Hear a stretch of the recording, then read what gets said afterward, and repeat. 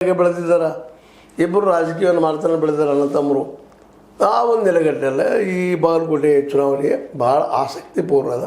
ಇದರಲ್ಲಿ ನಮ್ಮ ವೀರಣ್ಣವರು ಉಮೇಶ್ ಮೇಟಿ ಅವರನ್ನು ಗೆಲ್ಲಬಲ್ಲರ ಅನ್ನುವಂಥದ್ದು ಈಗ ಹೇಳಿದ್ರು ನೇರವಾಗಿ ನಡೆದ. ಮತ್ತು ಇದು ವಿಶೇಷ ಇನ್ನೊಂದು ಏನಪ್ಪ ಅಂದ್ರೆ ಒಂದೆದ್ದು ಮೇಟಿ ಅವ್ರು ತಿಳ್ಕೊಂಡಿದ್ದಾರೆ. ಒಂದು ಅವ್ರ ಬಗ್ಗೆ ಅನುಕಂಪನೆ ಇರ್ತದೆ. ವಿಶೇಷವಾಗಿ ನಮ್ಮ ಕುರುಬ ಸಮುದಾಯದಲ್ಲೇ ಒಂದು ಆಗಿದಾಗ ಒಗ್ಗಟ್ಟು ಹಾಗೆ ಆಗ್ತದೆ. ನಮ್ಮವ್ರ ಇವರು ಅಂತೇಳಿ. ಅದೇ ಕಾಲಕ್ಕಿನ್ನ ಎರಡನೇದಾಗಿ ಏನಪ್ಪ ಅಂತಂದ್ರೆ ಆಡಳಿತದಲ್ಲಿದ್ದಾರೆ. ಆಡಳಿತದಲ್ಲಿರೋ ಪಕ್ಷ ಕಾಂಗ್ರೆಸ್ ಅದಕ್ಕೆ ಅನುಕೂಲ ಆಗುವಂಥ ವಾತಾವರಣ ಅಂತ ನಿಶ್ಚಿತ ಇರ್ತದೆ. ಅಧಿಕಾರಿ ಆಗಿರ್ಬೋದು, ಮತ್ತವರಾಗಿರ್ಬೋದು, ಒಂದಿಷ್ಟು ಪರ ಇದ್ದಂಥದ್ದು ಇರ್ತದೆ. ಮತ್ತು ಈಗ ಹೇಳಿದಾಗ ನಿಮ್ಗೆ ಅನುಕಂಪದ ಹೊರೆನೂ ಅದ. ಹೀಗಾಗಿ ದಾವಣಗೆರೆ BJP ಒರಿಬೋದು, ಆದರೆ ಬಾಗಲಕೋಟೆಗೆ ಎಷ್ಟು ಮಟ್ಟಿಗೆ ಅನ್ನುವಂಥದ್ದು. ಆದರೂ ವೀರಣ್ಣವರು ಅಲ್ಲಿ ಶೈಕ್ಷಣಿಕವಾಗಿ ಸಾಕಷ್ಟು ಕೆಲಸ ಮಾಡಿದ್ದಾರೆ. BJP ಕಟ್ಟುವಲ್ಲಿ ಭಾಳಷ್ಟು ವರ್ಕು ಮಾಡಿದ್ದಾರೆ, ಕೆಲಸನೂ ಮಾಡಿದ್ದಾರೆ. ಅವರು ಒಳ್ಳೆಯ ಹೆಸರು ಅದ.